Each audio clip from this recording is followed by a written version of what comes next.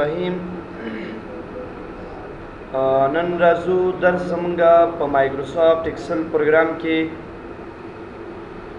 अलाइनमेंट दे नो अलाइनमेंट की डेरी मुहिम खबरी दी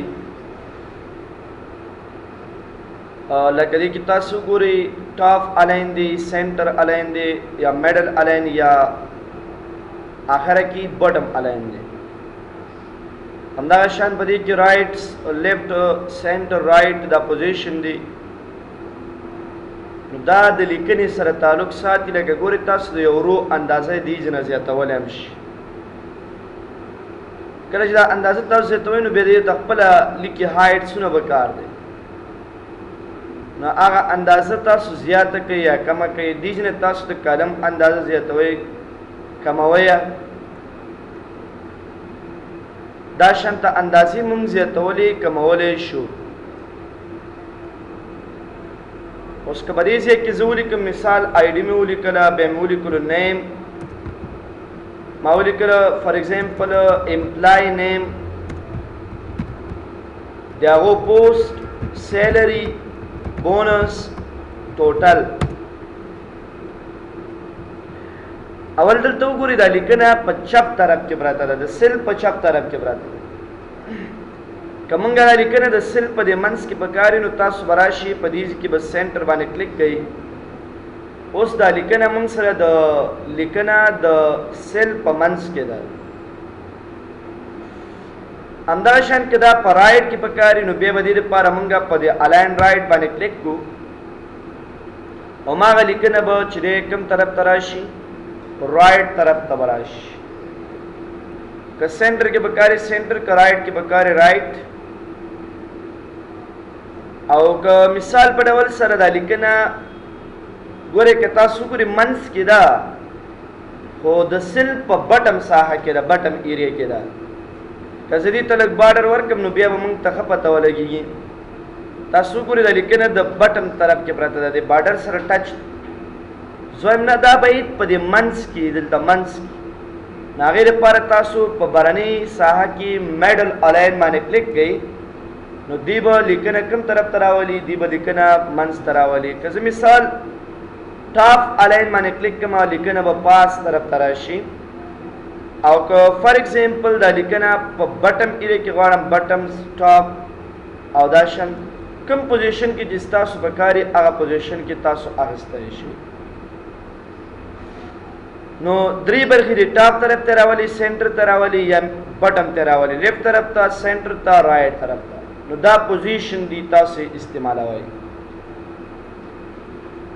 बेद अगिन उरस्त तासु दाम कवले शी चिदाली कना क बटम की सीधा तो दी साइड की ओरिएंटेशन और कवले शरका एंगल कंटावर क्लिक वाइस बने क्लिक के तास दलिकना बदास राजी मुसरा या फॉर एग्जांपल दारा कैमरा वालों या दीना अलावा वर्टिकल टेक्स्ट या मंगसर for example rotate text up या रोटेट टेक्स्ट डाउन और का बिल्कुल बिरता पर हालत के बकारी नो फॉर्मेट अलाइनमेंट बाने पर क्लिक कमा और दीस की बस पकत से परवली कम दी बजा सरोके कम नो जमंगा अगा अलाइनमेंट पर दी बराबर की और तरतीब सरबाई रावल द आगे नवरस्त बिया पदी की डिक्रीज और इंक्रीज वाला ऑप्शन दे नो ददी मकसद मंग सरदाई लका तासो अक्सर टाइम दा नेम 75 तरफ की दी हो लगी दी तरफ तरावल लग बिल्कुल सेंटर के न रावलो लगी दी तरफ तरावलो ए दाशा दी तरफ तरावली नो दी पर दा डिक्रीज और इंक्रीज ऑप्शन मंगी इसको बेपाती शुबदी की left to right text direction नुदा पर वर्ड प्रोग्राम की इस्तेमाली की दुलता नहीं यूज की पदी की लेफ्ट टू राइट मतलब दारे पूरी द एक्सेल पपला ऑटोमेटिकली चेंजिंग की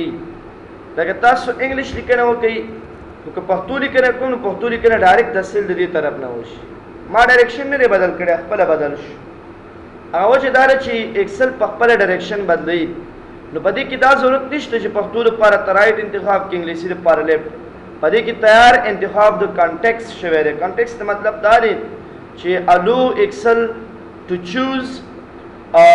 the paragraph direction based on the language that is being typed. मतलब دا دی چې دا به د ژبې مطابق خپله ډایرکشن کوي، کومه ژبه چې موږ لیکو په خپله بدلی را بدلی. نو دې کې د دې لیفټ ټو رایټ یا رایټ ټو لیفټ د دې د انتخابولو هیڅ قسمه ضرورت نشته دی. په دې کې ډیفالټ تاسو کانټیکس انتخابوئ. نو د دې مطلب بدای چې کله لیکنه کو نو پښتو لیکنه به پښتو لیکنې ته ځي او انګلیش لیکنه به انګلیش ډایرکشن ته ځان بدلوي. بل ګوري یو خبره پرې کې موږ سره دا هغې ته ویل کېږي را ټیکسټ. لکه ما ولیکل آیري او د هغې نه وروسته رانه دلته ما ولیکل داسې یو نوم مې ولیکلو خو دا نوم ډېر غټ دی.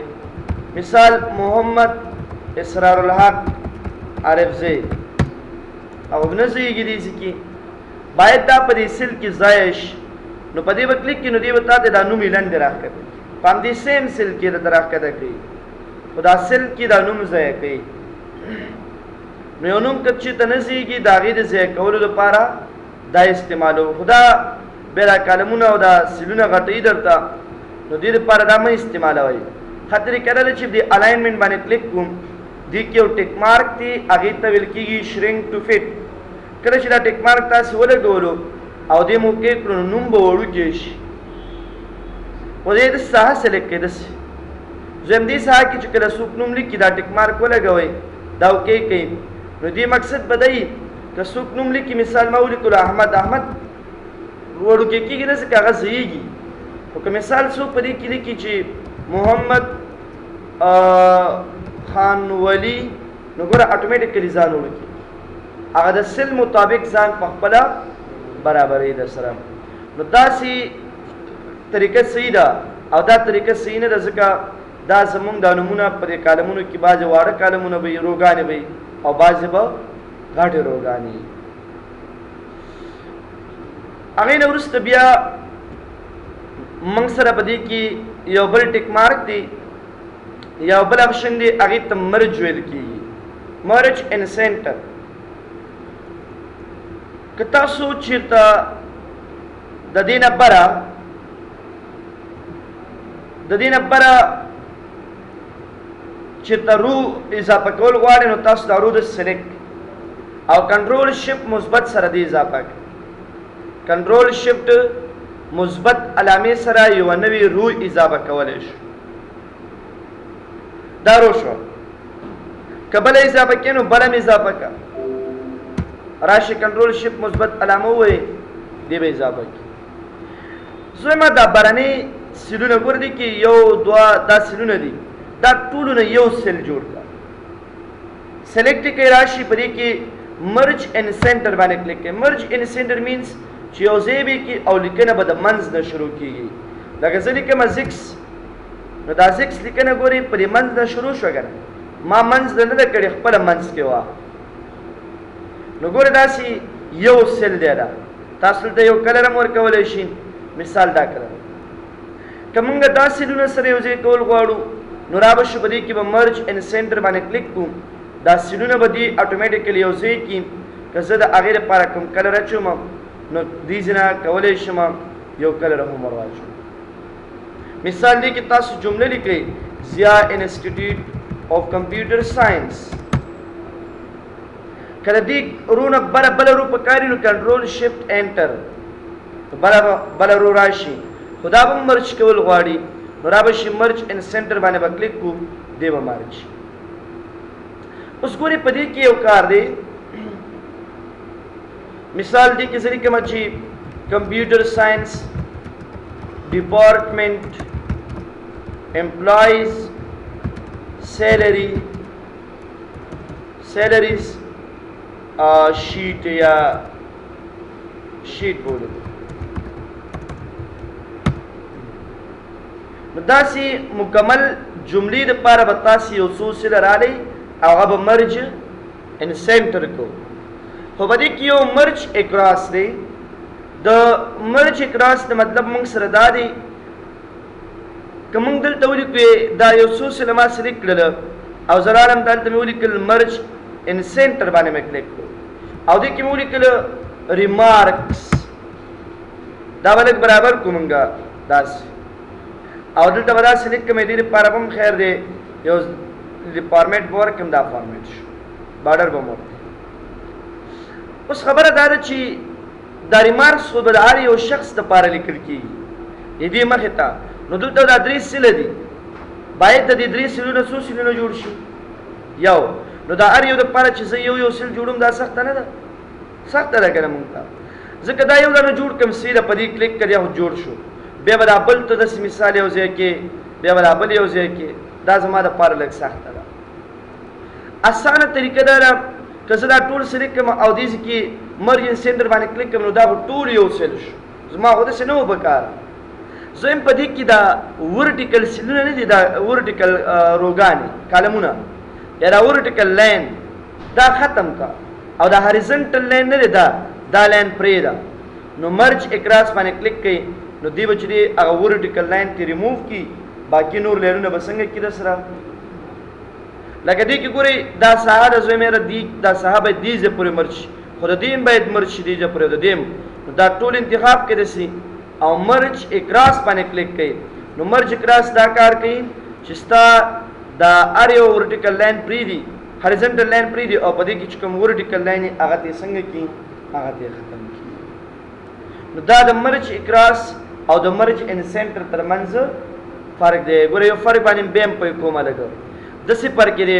لکه زه دا سیلونه سلیپ کومه که نه دا څلور که مرج ان سینټر باندې کلیک کړم دا ټول یو سیل جوړي او که مرج اکراس باندې کلیک کړم نو دې څه کوي دې دا ورټیکل سیلونه ختم کړو او دا هاریزنټل سیل به کې څنګه کړلو هغه یې پرېښودلو دا د دې کار د هغې نه وروسته بیا په دې کې مرج سیلز د مرج سیلز او د مرج ان سینټر ترمنځ فرق نشته یوازینی فرق یې دا دی چې دې سره سینټر موجود او دې سره سینټر کلمه نشته یعنې مقصد دا دی وایي که ته چېرته یو څو سیله سره مرج کې دلته راځم د یو څو سیله سره مرج کوم نو که په دې کلیک کړم لیکنه د منځ نه شروع کېږي او که چېرته مثال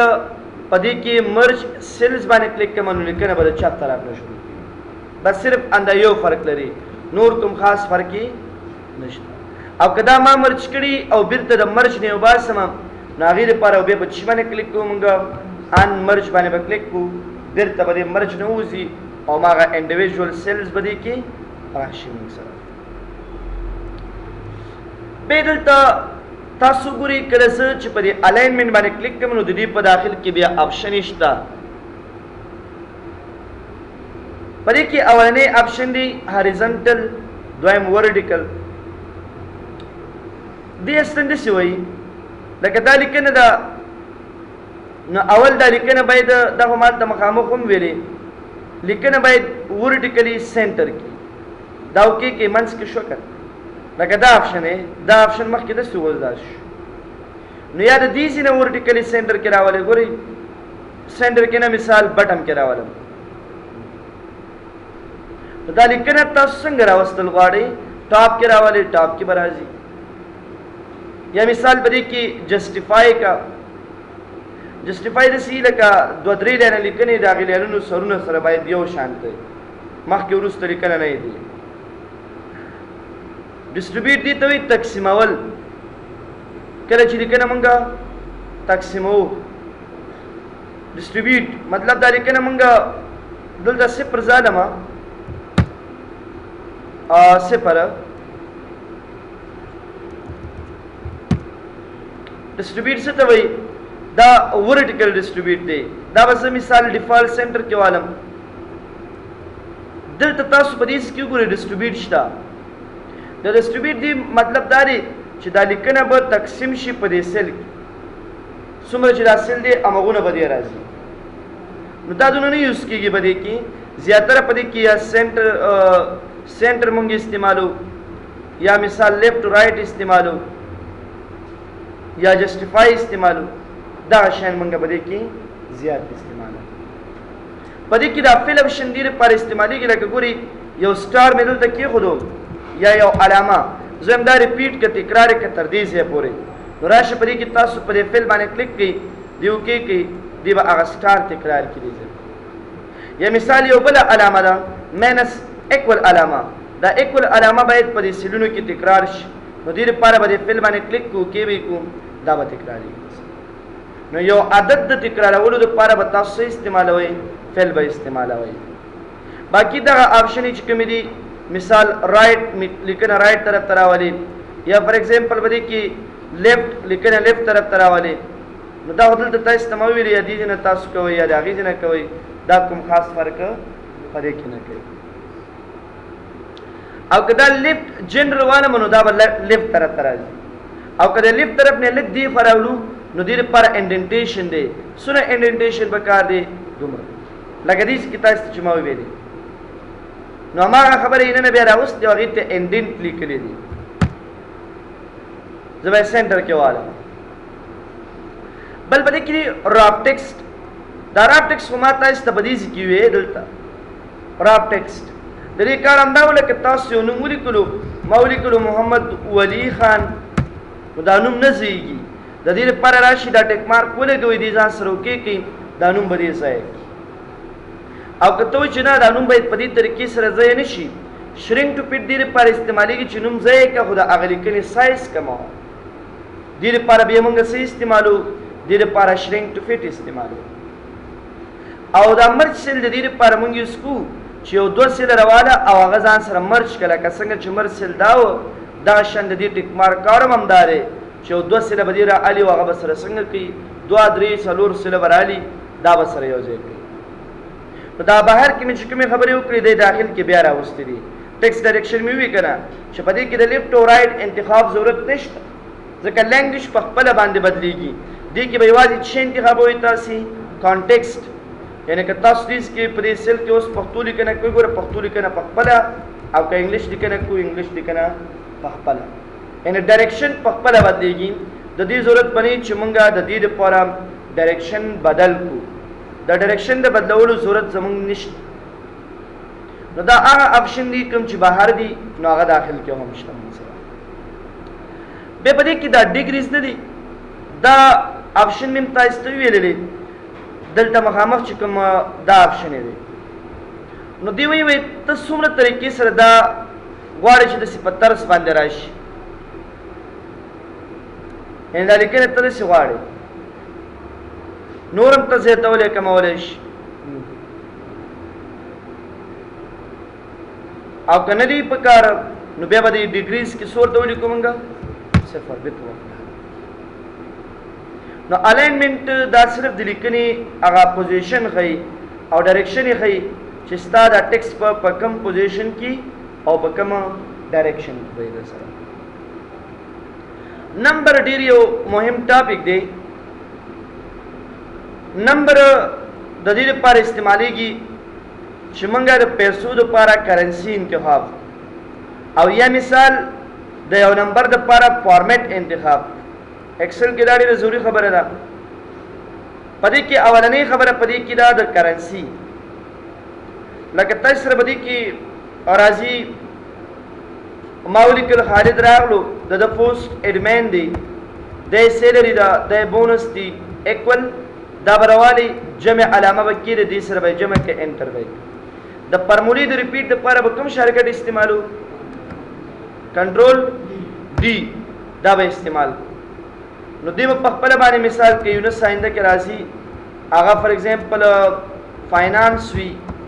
او دا هغه سیلری دلته مونږ لیکو بونس لیکو هغه اتوماتیکلی جمع کیږي د دې د پیسې افغاني دي ډالر دي کلداري دي څه نو دلته تاسو ا کرنسی انتخاب کې مثال ډالر دي انګلیش یونایټډ کینګډم والا پیسې دي یورو دي یا فار ایگزامپل چاینیز دي یا فرنچ کومه پیسې دي او که چیرته مونږه دسی وایو چې دا افغاني دي نو دلته افغاني خبره نشته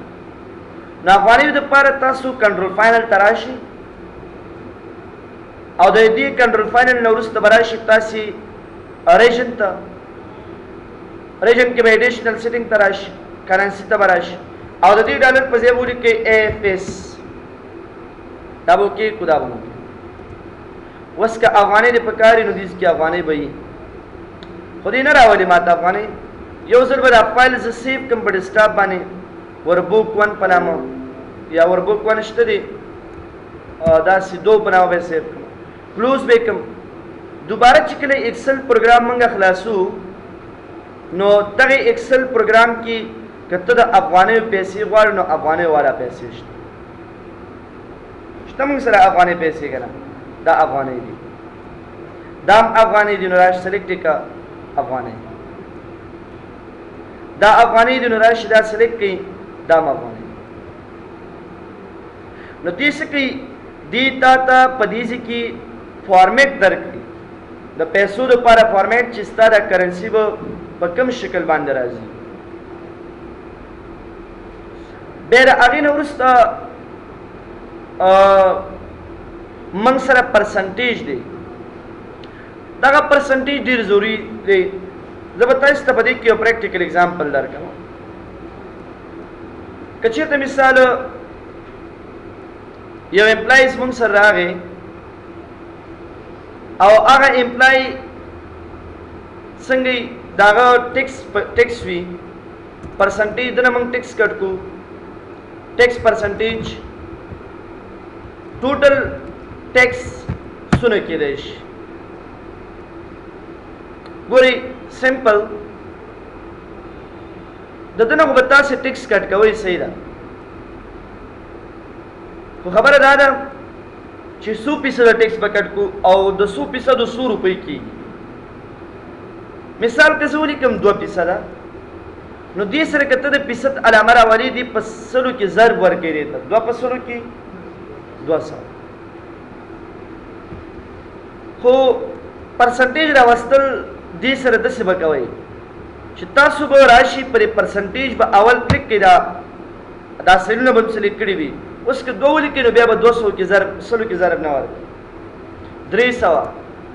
پرسنټیج علامه به دې سره په خپله راځي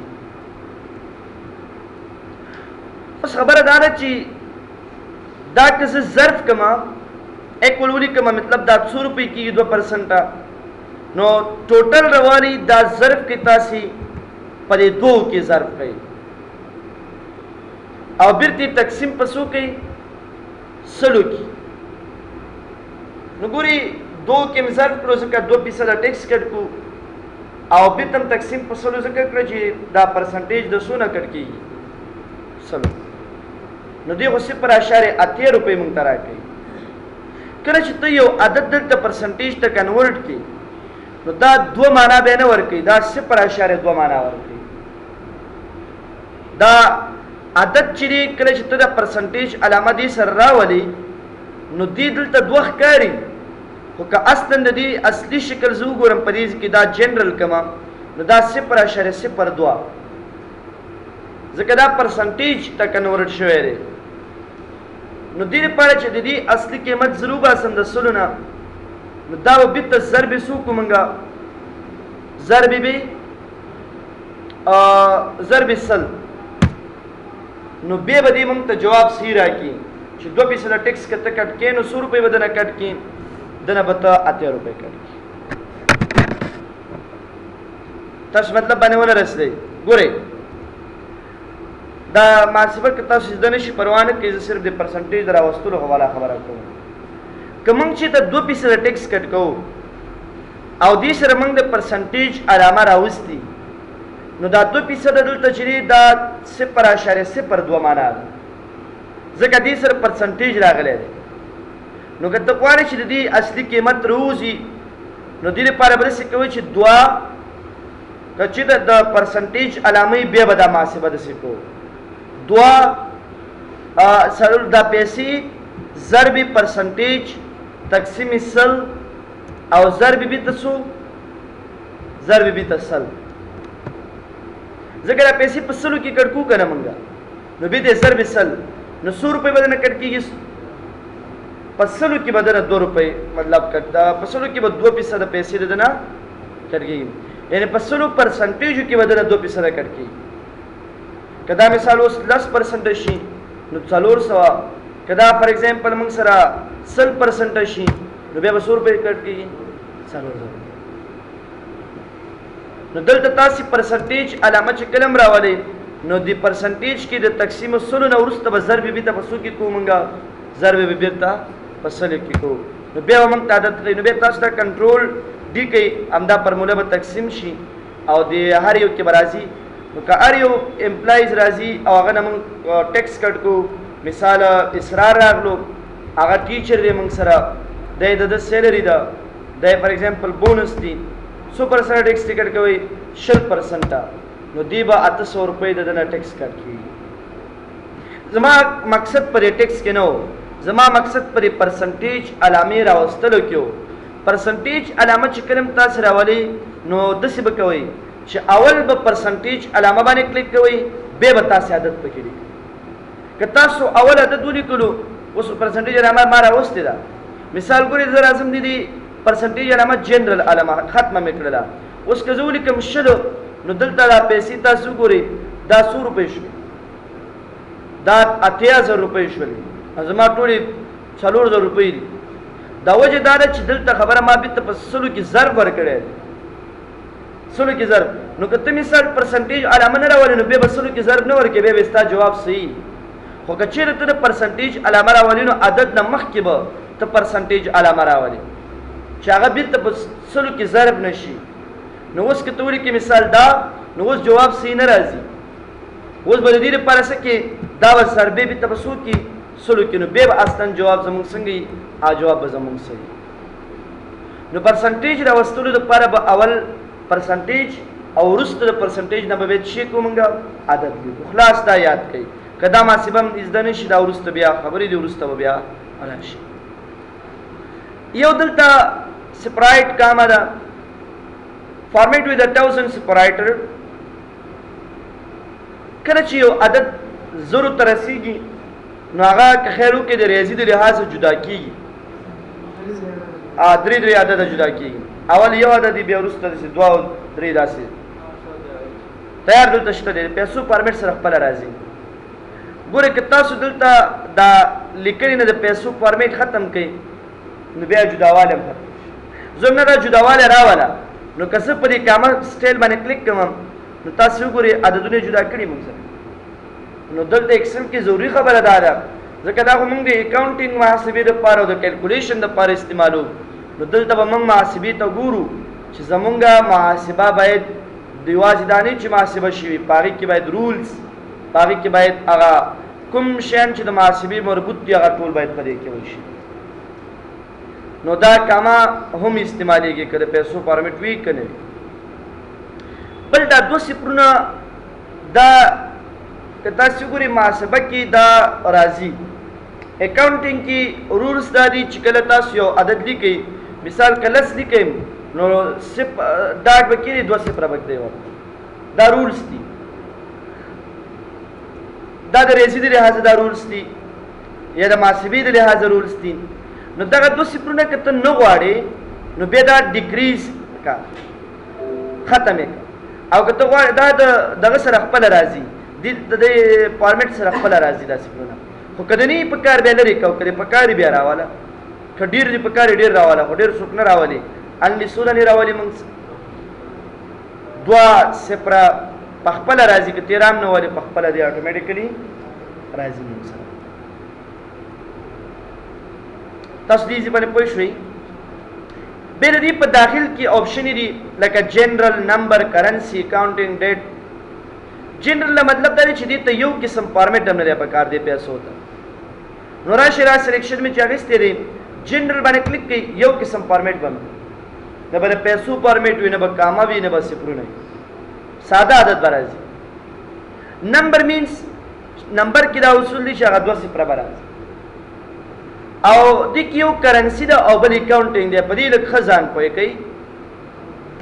عام طور سره که چېرته مونږ د پیسو والا خبره کوو نو تاسو ته ما ګورې په تعریف کې ویلي وو چې کیلکولیشن او اکاونټینګ دا دواړه فرق صرف دا دی چې رولز کې فرق دی د اکاونټینګ محاسبه کې دا رولز دي اکاونټینګ محاسبه کې دا رولز دي که ته چېرته اکاونټینګ انتخاب کړي نو د دې پیسو دا فارمیټ به د پیسو نه لرې لیکل کېږي څنګ په څنګ به سره نه وي دا رولز پکې یو رولز دا دي یو رولز پکې بل دا دي که مثال دی نفر ته موږ پیسې ورکو پیډ او د هغې نه وروسته چې مو لیکلو unpaid دا مې ولیکل. اوس په تاسو د unpaid کې ولیکئ equal د ټوټل نه به تاسې ماینس کوئ دا پیډ پیسې. ګورئ د ټوټل نه به تاسې ماینس کوئ دا ټیکس او د ټیکس نه به ماینس کوئ شي د ټوټل نه به ماینس کو ټیکس ځکه 400 روپۍ نو 800 روپۍ به ترې کټ شي که هغه ترې کټ شوې او بیا هغه پیسې چې موږ د امپلای ته ورکړي دي هغه پیسې هم ترې کټ کا پیډ پیسې به هم ترې کټ. نو انپیډ نه مطلب دی چې باقی په موږ باندې 3200 روپۍ د دې خالد شته. که مثال په ډول په دې کې زه ورته ولیکم چې 3000 روپۍ ورته ما ورکړلې نو باقی د 200 روپۍ پاتې شي په موږ 200 روپۍ پاتې شو که نه. زه خبره په اکاونټینګ باندې کوم. اکاونټینګ محاسبه کې دا رولز دي که چېرته مثال موږ دا محاسبه کړې وي یو کار خو دا دی چې د پیسو فارمیټ به د دې پیسو نه لرې لیکل کېږي. دویم کار یې دا دی که دې ته زه سلیکشن والم په دې انپیډ کې او دا اکاونټینګ انتخاب کړم نو که چېرته دې مثال د ما نه زیاتې روپۍ والي 4500 روپۍ واخیستلې نو اوس دلته څه شو زمونږ قرضداره شو که نه قرضداره شو زمونږ که نه نو په انپیډ کې د پسې 1300 روپۍ دي خو دلته ګورې داسې نه دي لیکل شو چې ماینس 1300 دې قوس کې نیسي او د اکاونټینګ رولز هم دا دي چې باید کومه قرضه ده که هغه په موږ باندې ده او که زمونږ په چا باندې ده هغه باید په چي کې ونیول شي هغه باید قوس کې ونیول شي. مثال دنه زه 2000 روپۍ علم نو دنه 2000 روپۍ ما قرض واخیستې که نه نو دغه به زه دلته په چي کې ایساروم قوس کې به ایساروم. که زه دا ځان پسې دلته رسوم چې یاره دنه د ما 2000 روپۍ اخیستې نو دا به قوس کې نیسم اکاونټینګ د لحاظه او که دته زه 2000 روپۍ قرض ورکوم نو د پسې به هم زه دلته دې په څه کې نیسم قوس کې به نیسم. نو اکاونټینګ کې دا خبره ده. او که دې دا ټیپ مثال منګه کرنسی والو کرنسی کې بیا دا خبره چې یو خو به د پیسو فارمیټ د دې سره څنګ په څنګ او دویمه خبره به دا چې هغې کې به څه لیکي دي ماینس به لیکي ماینس. نو د کرنسی نه ښه طریقه دا ده چې مونږ په دې کې څه استعمال کړو په دې کې اکاونټینګ طریقه استعمال کړو په ځای د کرنسی. مطلب باندې پوه شئ تاسو دې دواړو. بله خبره پکې د شارټ ډیټ او لانګ ډیټ ده. زویمه دینه پرته په کوم تاریخ باندې مونږ پیسې ورکو نو دلته به ډیټ ولیکو چې په کوم ډیټ هغه ډیټ به په دې کې ما سره موجود وي. هر یو ډیټ باندې چې تاسو پیسې ورکوئ خو دلته دا ډیټ راوستل ګورئ داسې تاریخ مونږ لیکو 2018 دا قسم تاریخ ته ویل کېږي شارټ ډیټ. کوم ماډل ډیټ ورته وایو شارټ. دلته ګورئ په خپله ډیټ انتخاب هم دی ځکه ما هغه شکل د ډیټ لیکلی دی نو دې ته شارټ ډیټ وایي. لانګ ډیټ دې ته وایي چې دې کې به د میاشتې او د ورځې نوم وي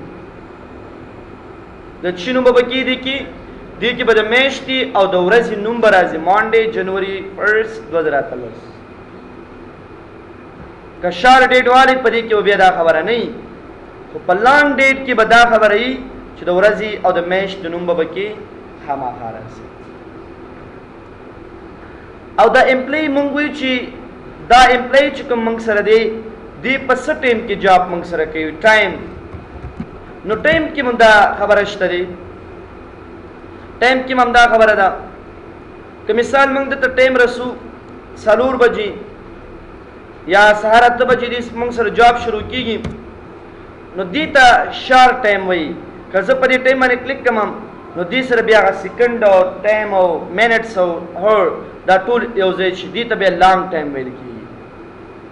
نو تاسو ته وایي که نه په کوم شکل باندې تاسو سره ټایم پکار دی نو بیا ته ټایم انتخاب کړئ چې دې هغه غټ ټایم او اوږد ټایم تاسو ته راکړي. پرسنټیج مې تاسو ته دلته مخامخ وویل بیا ته ضرورت نشته یا هغې کې پرسنټیج باندې کلیک کوونه او یا دلته کلیک کوونه دا دواړه یوه خبره. فریکشن اختصار ته وایي. تاسو اختصار پیژنئ که نه لکه ځلې کما یو پر 15 دلته یو پر 15 د لیکل کیږي اصلا ایکسل کې هو هغه ابجیکټ نشته چې موږ یو پر 15 ولیکو خو دلته به په دې شکل لیکو که زه دا انټر کوم دی یو پر 15 نه بل څه جوړ کی زم نه باید دی په دې ساحه کې سلیکشن وکړه په دې ساحه کې باید اختصار مو کی او لیکن هم د اختصار په شکل ولیکي فریکشن انتخاب کا اوس ګوره یو پر 15 او کزولی کم 2 پر 10 صحیح شو کنه نه زلی کم یو پر 3 یو پر 2 یو پر 10 نو دی اتوماتیکلی انحصار هم کولی شي او دا غینه علاوه چې کوم دی هغه عدد هم چې په ماغه شکل صورت وې دیتا تو کی مونږ اکثر ټیم نس لیکو کنه اکثر ټیم دا سمونږ لیکو د سوري کومنګا یو پر 6 5 دې د سوې نو دې ته یو پر 15 خو وای نو می چیا شو کسر دی او دا به مونږ سکو چې د دې هغه ریزلټ مونږ رو باسو لکه باز عددونه هغه دغه کیږي نو هغه ته به سوې دا ونه کیږي او کم چې مونږ کوله که 2 پر 10 دا کیږي کنه دې د سوې اختصاری نو دلته د امه خبره خو شو تاسو نو دا لیکنې د پاره به تاسو به فریکشن ضروری انتخاب وای بل پدې کې دي ساينټیفیک دي ته د پاورم ویل کیږي او دا مونږه کل په توان چې دي ته مونږ وایو لکه فار ایگزامپل تاسو ولیکئ 2000 نو 2000 د پاره قاعده څنګه نشوس مونږه دی کته مثال دلته دا ایکسپوننٹ ته بدل ساينټیفیک ته بدل کی نو 2 ایکسپوننٹ 3 مطلب دی اصلي دا دی چې 2 او هغه تدریس سے پرکې نو تاسو به کوم دی خپل عادت کوي ها او ساينټیفیک نو دیس کی 2 او چې درې سے پرکې نو ما خبره ده نو دا دی وجه نه مونږه کنورټ کو دی نو دا دې نه تاسو کنورټ کولای شي ساينټیفیک او دې ټیکست مطلب دا دی لکه دې کې کومه که تاسو مثال د ټلیفون شمیره ولیکئ صفر اتاویا دا صفر دی خو دی نو د ایکسل کې صفر دی خو سمانه نه لري حتمی زمنا باید حتمی ولیکل شي دا صفر نو تبراشي د ټیکست کو صفر ولیکا انټر یا صفر اتاویا دا وغیرہ شمیره ولیکا نو دا سیل چې دا د کې اوس ټیکست مونږ لیکل شو نمبر پکې نه شو لیکل ځکه دا موږ انتخاب دي شي کړی او که جنرالي نو بیا ټیکس او نمبر لیکل کیږي خو دلته صفر بیا دی خو نه لیکل کیږي ځکه چې هغه د صفر دی خو سمانه نه لري او ایکسل کې ولته محاسبي کیږي نو ځکه فرق دار ګره کدا صفر ولیکل شي نو صفر خو جمع کیږي نه کنه کدا کنورټ ټو ټیکس کومګه او بیا صفر ولیکم دا ولیکم دا اوس ټیکس شو ټیکس دا جمع کیږي نه صفر لیکل کیږي تورس دې مقصد باندې او نمبر خو دې سي چې هغه مستولی کې صفر اتاویا نو دا دې اکسل خو دې دا نه پیژنې چې دا ټلیفون شمیره تا ولیکل دی وای چې دا وتا نمبر لیکل دی دا وته یو سره جمع کې دا صفر تیلې کې دا صفر خو دې خو چې دا سمانه خو نه لري ځکه دې چې هغه صحیح ده دا اصلا دې کې نمبرز نو نیکسٹ کلاس کې ان شاء الله زتا استبیا د نورې خبرې وکړو بس ته پریکټس وکړئ ها